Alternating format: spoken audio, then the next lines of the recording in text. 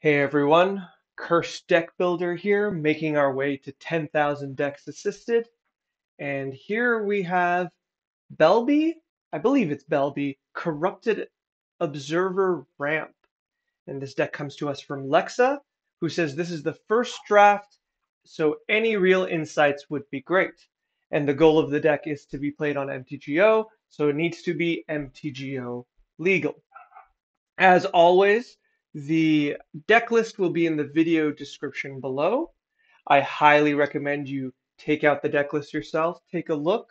It's really important to see as many decks as you can if you want to improve your deck building skills, and being able to see where you and perhaps this deck builder or anyone else might differ in ideas is incredibly helpful. It also helps your ability to kind of see patterns in decks and therefore help them quicker. So, who's Belbe and why are we using her? Well, she's a zombie elf, a particularly not undead looking zombie elf, but a zombie elf nonetheless. She's a 2/2, and she says at the beginning of each player's post combat main phase, so after combat, that player adds 2 colorless for each of your opponents who lost life this turn. So there's a few things to consider when we immediately read this. Is one, um, this is symmetrical. You gain the benefit, but so do your opponents. Everyone, it's safer to assume that your opponents can only really take advantage of one of them. Unless they have a big board, it's hard to attack 2 other players at once. And the second thing to note is that it's your opponents and not the active player's opponents, which means that each of your opponents can get at most 4 colorless mana, whereas you can all get up to 6 colorless mana. That's important to remember.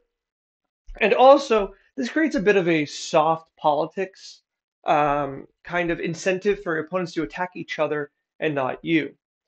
I'm just going to take a moment to talk about that. Part of politics in Commander, I think a lot of new players or people who watch a lot of the more sensational online content, not that that's bad, it's just a different type of Commander game. They get the impression that politics in Commander is, one person asks for something directly and another person, you know, says yes or no and they move from there. But what's important to remember is that a lot of political power, both in the real world and in Commander, is something we call soft power. Soft power is it's like a muscle you don't need to flex. It's just there. Players are just going to be more, you know, they're incentivized to work with you rather than against you. Belbe works like this because your opponents are just incentivized to attack each other and not you, which is nice. In the same way, your opponents are also incentivized to block each other. That's really important because these Belbe doesn't trigger when opponents are attacked, much like other cards. Like my Commander Brina triggers on attack, but Belbe triggers on damage. So in order to prevent your opponents from ramping, your other opponents are incentivized to block and stop them. This causes a bit of a tension in combat on other turns, and this is exactly the kind of thing you want because it pulls attention away from you, even though Belbe is the one causing it. It's also important to consider that Belbe, though though gives you a massive bonus, when you play Belbe, your opponents think they can get the bonus too, and therefore she kind of sticks around a little longer than one would expect, which is really, really interesting. So this is a ramp deck, so we're going to go down to the curve, but I'm going to expect it to go, yeah, it goes long, and I think that's fine. Now, there's a few things that are kind of important here, and one of the things is, so like I said, because it's a ramp deck, it's okay that it goes higher. And we can even see higher up, well, we will talk about the Myojins, but something like Distended Mindbender already has a cost reduction ability attached to it with Emerge. So that's good. I like having, even in ramp decks, I like some of the higher cost cards to still have alternative casting costs or other ways to cheat them out because you can't always depend on your commander here, right? The one that interests me the most, that's the lowest, is actually this pile here. the 6. And the reason this interests me the most is, as mentioned before, Belbe up here has a maximum hit of 3 opponents and therefore can create 6 colorless if you can hit all 3 opponents on one turn. So in my mind, I would like this to be the highest, out of the higher mana cost. This should be the one with the most cards because it represents the highest, you know, immediate output you can get out of Belbe on the second turn. On the second turn, you say, how's that possible? Well, actually, we have several cards in the deck itself that do this. Mardu Shadowspear, Night Market Lookout, Pulse Tracker, and Vicious Conquistador, Conquistador, all of which have a on attack, each opponent loses 1 life trigger. So if you can cast one of these turn 1, Belbe turn 2, attack with your 1 mana creature, well, you're in the money because all of a sudden you have 6 disposable mana on the next turn. So what are we going to do with the mana? Well, before we get into this, what I've described, I need to go over the fact that what I've described is kind of a really strong opening hand. Belve is not always going to be like this, and there's kind of 2 methods to work with Belbe. One that you're kind of halfway in now, and the other one which I kind of recommend a little more. So the one you're in right now is that we kind of use Belbe for general value. And what that means is that we are expecting to ramp maybe 1 or 2 like times. And by that I mean either by 2 or 4 mana. We are expecting maybe, let's say, turn 1 we play not even let's say Soul Ring. Let's say turn 1 we have Fatal Push or something to destroy a mana dork. Turn 2 we play Belbe. Turn 3 we attack with Belbe, therefore generating 2 extra mana with 3 mana on our land drops. That gets us to like 5, so we can cast something like Obnixilis of the Black Oak. That's kind of the more general, like, lower power, less all-in kind of strategy. And I don't like that as much with Belbe, because Belbe has a really high ceiling for her power, with the ceiling being that you get 6 mana immediately, or 6 additional mana per turn. And then I want to use that. I don't want to be ramping into like medium cards. So when we have that in mind, it allows us to kind of look at the cards that we have, right? Let's assume, just so we can imagine, that we want to ideally be hitting at least 2 opponents a turn. What do we need to do that? And I'm going to exclude, though they're not all here, a few cards that just hit all creatures. I'll take a second to point out 2 of them. Vicious, if I can, Rumors. I think I've used the Canadian spelling for Rumors, but I misspelled Vicious anyways. Vicious Rumors is 1 black to deal 1 damage to each of your opponents. Nice and easy. That's 6 mana right there. In addition, the black zombie of the Loyal Cycle. Where are you? There. Lawyer Subordinate. On combat, deals 3 damage to each opponent. Now, this is 3 mana, so it's a bit higher than I'd like, but it does guarantee it every time without needing to attack. You play Belbe, then the next turn you play Loyal Subordinate, and then you go to your combat. The Lawyer Subordinate does 3 damage to each opponent. Second main, you have 6 mana. And one more thing I'm just going to add, just because I'm looking at 3 mana. This deck can play Dark Ritual. This is a fast mana deck. You can play Dark Ritual. There's a lot of good things you can do with it. But let's come back here. So we have two kind of things to think about when we're planning out how Belbe works. One, we need to plan around how we're going to hit those hits in outside of, like I said, outside of these like Mardu Shadowspear and the like that hit all opponents. And then what are we going to do with them? Well, the first half is really easy, is that in an ideal world, you're going to be able to play a 1-drop and then you're going to play Belbe. So with that in mind, any 1 mana creature in black or green is particularly nice but immediately I want something that can't be blocked. Oops, I forgot to put it at 1 min. That's on me. There we go. And I forgot creature. Type creature.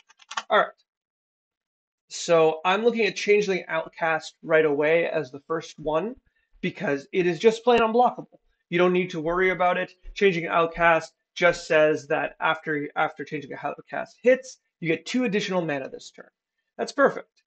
Ginger Brew, likewise, very, very similar, can be cast from Belbe's mana, but also can be given not indestructible, sorry, given can't be blocked except for creatures with haste, which often means completely unblockable. And then after which we can now leave the blocked area out. See that, and we can see what other options we have here. Generally, we want to be careful. Mana ramp creatures are less interesting in a deck like this because, well, frankly, we don't really need them. There's no real benefit to having a mana ramp creature in a mana ramp deck that ramps so quickly. Like, the problem is Arbor Elf is really good at adding an additional mana, but Belbe is better at adding 6 additional mana, so they aren't really comparable. A few things to see. Ascended Pack Leader kind of stands out here because it grows and it's a 2/1. Um, Bile Urchin only hits 1 player, which is a little unfortunate. Anything that reanimates, such as Bloodsoaked Champion, anything that leaves a body like Blister Blood, they're all okay. There's not like an amazing amount of options. Cabal Therapist is nice because it has Menace. If anything has any evasion whatsoever, I would consider it heavily. I don't think there's going to be a lot of good options, but whatever is around, I would heavily consider it because frankly, the upside of being able to hit with the creature and get an extra 2 mana is really, really high. And even beyond that, any artifact creature is also really, really attractive. Eye Twitch is also very attractive here. Even though you can't learn in the traditional sense because you don't have a sideboard, the fact that it has evasion is just really, really relevant here, being able to get a hit here and there. Now, there's going to be more of these. I'm not going to go through all of them. This is another 1/1 menace. But the point here is to look at these to kind of have turn 1 drops. Most of them are going to be black because green creatures don't tend to have evasion at that low mana, but black creatures often do or are more likely to. So with that in mind, look at those, see if any of those uh, kind of work. Okiba over here is really, really nice, even though it's a creature. So perhaps look for any card that is 1 mana and has a delayed deal damage trigger as well. Okay, that's what I think is generally the easy part of adding creatures that are low mana. Not too many. Treating them like mana dorks. I can't imagine you want more than 10. Um, and these just to kind of guarantee on turn 2 you have 2 additional mana, and hopefully on turn 3 you have at least 4 additional mana is really, really powerful. All right, second half. What are we using these for? The extra mana. And what we have here is a bit of a kind of a strange situation in the deck that you have, because there are 2 things we're looking for, right? We are looking for colorless costs, and we are looking for colorless costs in pairs of 2, right? Or how should I put it? Even colorless cost. So, for example, something like Fleshbag Marauder, Graveyard Trespasser, and Plaguecrafter are great because they represent, excuse me, 1 Belbe trigger and 1 black mana. That's a pretty good deal off of for a card like this. Likewise, if we find, and I don't know if you have any. Okay, let's just do a nice comparison. Rise from the Grave. I'm not suggesting playing this card, but I just want to use the mana cost example. Rise from the Grave is 2 Belbe triggers and 1 black mana, which makes it very reasonable to cast. This is the kind of way I want you to look at your mana. How efficiently are you using the Belbe triggers, and how much non-Belbe mana, uh, NBM, how much NBM do you need to spend in order to make the spell work. So here's an example here. Our planeswalkers are kind of particularly visible here. Now, Liliana of the Veil is really good, and Grist is really good as well, but they are uncastable with Belbe mana, right? You are using half of a Belbe trigger for the colorless mana, and then you yourself have to use an additional 2 mana in order to cast Grist. Once again, this isn't saying that you shouldn't cast Grist, but you should be thinking about the scenario where what happens to that extra mana? What happens when Grist is the only card in your hand and you're able to get like the full three Belbe triggers? Well, you're pretty behind because you haven't been able to take advantage of the great power of your commander, right? Now, something like Liliana Dreadhorde General, I'm less picky on because with the four symbol, it's two Belbe triggers, and to be honest, I'm willing to pay like even though the two black isn't great, it's pretty good for considering how powerful this card is. Liliana Dreadhorde General is one of the strongest planeswalkers that really is in the game, and therefore should be considered, worth it to pay the additional two black mana if able. So let's do that test and let's look around. We can see a lot of things that unfortunately fail this test that we've just created. Fiend Artisan is particularly strange here because though technically you can use Fiend Artisan to tutor, I imagine you want to tutor these top creatures right here. Fiend Artisan by itself cannot use Belbe mana for, oh, I guess you could use it for its ability. Okay, that's fair, but you can't cast Fiend Artisan for Belbe's ability. I still don't like it. I'm gonna say this is a medium because though I can really see using the Belbe mana on its ability, it's still not great. X or less.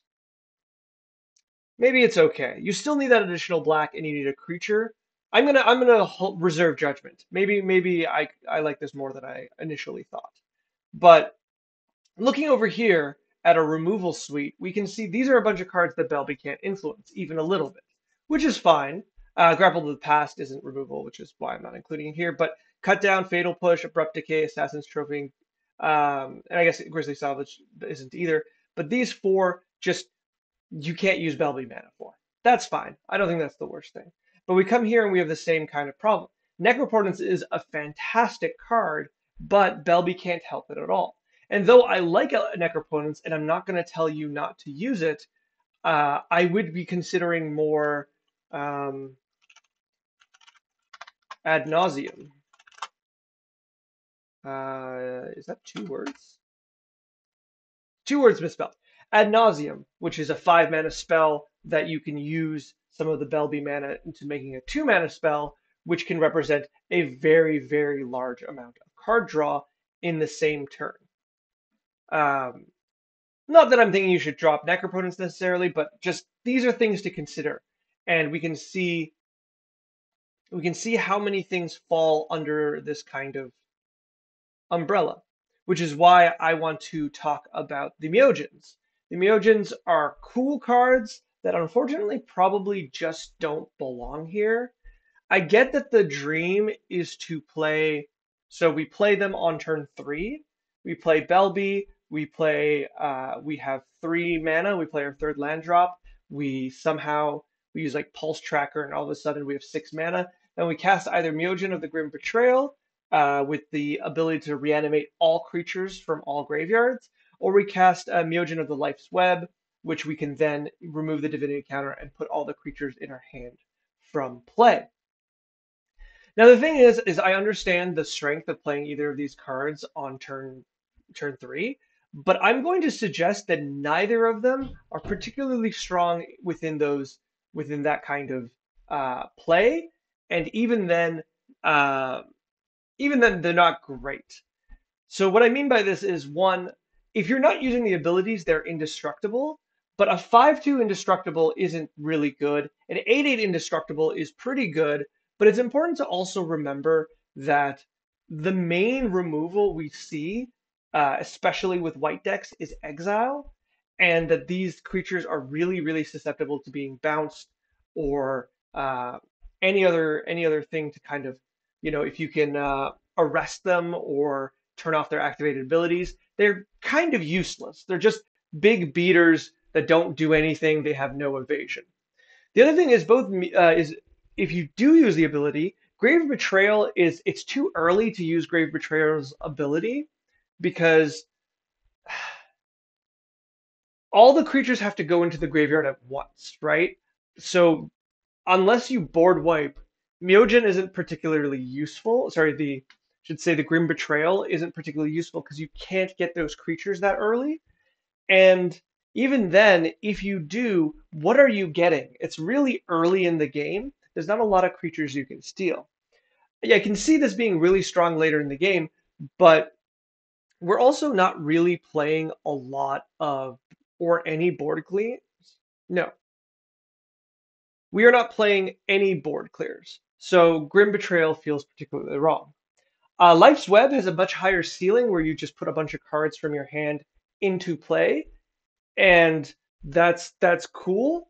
But once again, half our deck is weak, low mana creatures that are meant to ping in for damage, and the other half are a bunch of beaters. I like Life's Web a lot more, but your mileage will vary. Sometimes it'll be fantastic because you can cheat out a bunch of cards all at once, and other times it's just going to be an 8/8, indestructible. That's not even saying the difficulty of casting each of these cards because you need exactly 3 green available. In a deck with 9 swamps and tap lands, I don't know what the exact chances of you for having the 3 green, especially since you don't have Yavimaya. Yavimaya, Cradle of Growth, which you have Orborg, but you should also have Yavimaya. Both of these are just very, very strong in a deck like this, which can help you get those 3 green. So of the two, I like Life's Web. I wouldn't play the other. And then when we go down, we have similar things. Sign in Blood probably doesn't belong here. It should be Read the Bones, just because that works with Belbe's trigger. And the higher stuff is okay. Green Sun Zenith is great. Blood Chief's Thirst. I will take a moment here just before I start going into suggestions. I'm a little confused about the type and amount of removal you have. It feels like it's a lot of removal, and a lot of it at low mana. Blood Chief's Thirst is strange because even with a Belbe trigger, it's still black black to destroy any creature. Otherwise, it only destroys small creatures, which isn't particularly good in Commander. Same thing with Cut Down and Fatal Push. These are two cards that I feel are particularly weaker unless you're at a very, very high level of power. Fatal Push is often used with fetch lands, which I can see you're not playing that many. I think you're playing the one. Don't forget you can play any fetch land that has either of your colors in it. So Fatal Push feels weird. Cut Down is strange. It misses a lot of things and it misses a lot of commanders because for the longest time they really, really liked putting symmetrical power and toughness on commanders, or they really enjoyed the idea that commanders should just be good. Like sorry, should just be strong in body and not just in ability. It'll still hit a lot, I think, that it's worth considering. Like it hits my commander Brina, um, but it doesn't hit everything, and I think you'd be surprised what it's going to miss. So I'm a little medium on these cards over just playing, you know, Infernal Infernal Grasp. And then after that, because you also have the ability, Beast Within. These are both cards that have a colorless pip in them, so it allows, or I guess you should say, a generic mana pip, which allows Belbe's mana to be used with them. Beast Within hits everything, and then Infernal Grasp destroys any type of creature.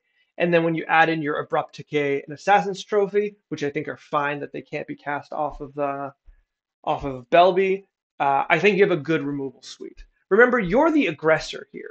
You are the danger. You show up and you have a bunch of creatures and you ask your opponents to deal with you, not the other way around. I agree to a certain extent you're going to need removal, but you don't need to be very, very heavy in removal.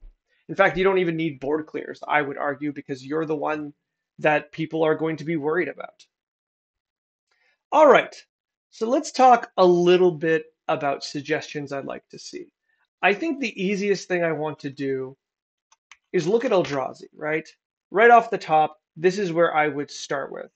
We're going to use only the colorless ones. And what's important is a lot of Eldrazi have an ability called the Void, which makes them colorless even though they're not. So if I select green and black here, I'm going to also get the green and black devoid ones, which cost green or black mana but are colorless. We don't want that. We just want the colorless ones, so we're only going to do Commander Identity colorless, and we're going to say mana equal to or greater than 6. And we're going to look at these guys and start here, because these are all the Eldrazi you can cast for free right away and the ones after. So for example, something like Conduit of Ruin, who says when you cast it, you can get a 7 mana colorless, a creature card with 7 mana or less, or greater, sorry, and put it on top of your deck. And then the rest of your creature spells cost 2 less. Perfect. This works directly into what your game plan is, where not only are you going to get the next creature you want to cast, but the ability works as another Belbe trigger, right? That 2 less is the number you're looking for. You're looking in twos. So this is really good synergy because it works with your commander almost directly. Also, right down here, we have Oblivion Sower. Oblivion Sower is another one I heavily recommend you play, as when you cast Oblivion Sower, which you can on turn 2 if you have Pulse Tracker or the like in Belbe, when you cast Oblivion Sower, one of your opponents exiles 4 cards off the top of their deck, and for every land there, it now goes onto your side of the field. Now, are you always going to get a land? Probably not. Is there a land deck in the room? Target them, your chances go up. But it is a chance to ramp, put yourself ahead, and if not, it is also just a 5/8, which is a considerable body, with a chance at lands. I know I was talking about Myojin and their bodies not being good enough. I'm going to be I don't believe that's the same thing here, because Oblivion Sower can cost 0 in your deck, and I'm a lot kinder to 0 mana cards than I am to cards even at 1 mana, right? This is a free spell with a really nice upside, and then it leaves a pretty good body. The other ones are okay, but starting after that, this card isn't out yet. Um, uh, God, Zulodok, Zulodok, Void Gorger. Zulodok is very much so castable in Belbe, which is really, really nice. And it is up to you to decide if you are going heavy on high mana artifacts, high mana Eldrazi. This is really, really good. 7 mana colorless spells have Cascade, Cascade. That is silly good. That is really, really, really good. So if you're able to play that, absolutely play that. It's not out yet, but it's something that I think you should keep on your on the horizon. Going into higher mana, we can already see we have just lots and lots of really big creatures, Void Winnower and the like, with like all the Titans. And I believe Emrakul is banned, but the others are around. If that betrays, comes down to 6 mana. But you'll notice at this point, these cards are no longer really castable, unfortunately, because 9 mana is a lot. Even with the reduction, it's 3 mana. It's kind of hard to just look at that and go, oh, okay, everything's going to be okay. I'll just cast this for 3. We have to be a little stricter on that, which is why I'm looking at these cards first. Now, let's take out the Eldrazi aspect of this, and let's look exactly at the cards that are at 6 mana in colorless that you'd want to play. Well, something that comes to mind is Coveted Jewel. I want to see which ones you're playing. You're playing Godfarer's and Immortal Sun. Coveted Jewel not only immediately gives you additional 3 mana, but it draws you 3 cards. Yeah, your opponents will attack you to get the Coveted Jewel, but ideally, with the additional mana, you can put out a blocker, or you can just deal with the fact that your opponents are going to be not gaining additional mana by attacking you. Sorry, they'll be getting less Belbe triggers in exchange for getting the Coveted Jewel. This is a tricky one. I think Coveted Jewel is really, really good here because it does so much almost instantaneously, but it does bear some consideration. Let's scroll down. See, almost in the same way, things like Dreamstone Hedron, though I don't like it as much, is a lot softer, immediately casting, giving you 3 mana. However, with no downside of someone stealing it from you. I'm looking specifically for Mindslaver is cute. You can take people's turns, but I'm not going to spend too much attention there. Where is our Planeswalker? There it is. Ugin the Ineffable. This is one I really, really, really want you to consider if you're, and I should check if you're playing it. I'm pretty sure you're not. Yeah. Ugin the Ineffable is really, really good here as it allows the same ability as Belbe. Once again, colorless spells cost 2 less to cast. That is in the same direction of ramping by 2s towards your colorless cards. I would heavily consider that you're playing Wormcoil Engine. Okay, that's pretty good. So, as we've reached half an hour, I'd like to take a moment to wrap everything up to say I like this as a start at a first draft. It's definitely got some direction points that I think are worth looking into. I would like you to look through this draft and kind of pay attention to the mana costs. You want to see the generic mana costs come in twos, and even things like having some uneven ones is fine, especially these Bontu's Monument, Cryptolith Fragment. Both of these are really good because they enable Belbe and use her mana. Phyrexian Altar, not so much, but that's okay. But generally, it'd be nice to be able to get them as even as possible, as often as possible. And then after which, you're going to start looking for what other cards and threats you can kind of change into. If you want to keep the Life's Web, that's fine, but I think you should get rid of Grim Betrayal. I think you could probably get away with adjusting a few of your removal spells and a few of your draw spells. Even Bastion of Remembrance feels weird because I don't think this is an Aristocrats deck. I get that it has the ability to you attack with the 1/1, and if they block it, you gain the 6 mana. But if you attack me with a 1/1 and you have Belbe out and you have Bastion of Remembrance out, I'll just take the 1. I don't think anyone would ever disagree with that. They're all gonna take the 1 damage to prevent you from getting 4 additional mana. And to be fair, there's other ways to stop Bastion of Remembrance. They can bounce the token. They could have a wall that just doesn't kill the token. So I don't think this particularly belongs here. But regardless, I'd like you to take a look in terms of mana, adjusting so your threats are more colorless and easier to cast, have less colored pips. And then I'd want you to also think about what other 1 mana creatures you could be playing that enable you to be able to attack early and maximize on the Belbe triggers. The last thing I'll mention as well is, as it stands, Belbe is kind of a fragile commander because when she's off the field, it's kind of tough for your deck to really work. It's not impossible. She's 2 mana, so you can cast her again several times with like little consequence. But perhaps to think about things like Power Stones. Power Stones are, let's see, if you're not familiar, Power Stones are tokens that are created by spells that say, add a colorless, this can only be spent to cast a non-artifact spell. Power Stones can be played here because I think in the long run, a lot of your cards are going to be artifacts.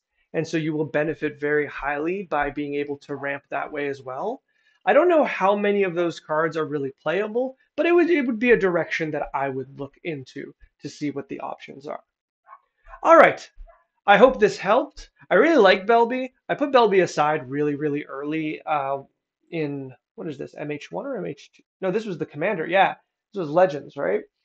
Uh, I put her aside really early and I was really excited to kind of build around her, but I never did. I think she's really, really interesting.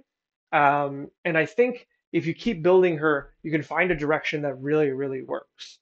You don't have to build her in the way that like turn two or turn three, you're dropping a six drop or a seven drop or an eight drop.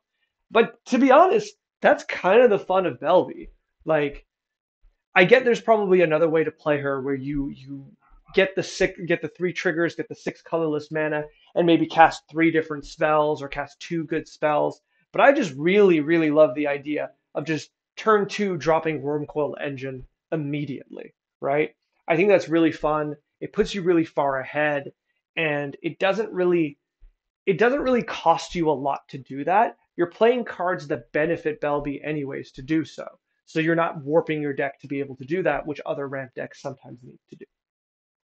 All right, I hope this was helpful. I would be very excited to see the next draft. As always, in the video description, there is a form you can fill out to send me this deck or any deck you'd like me to take a look at. And if you could do the like, comment, subscribe, the YouTube thing, I'm very grateful. As always, the channel is growing and any help is appreciated. All right, good luck.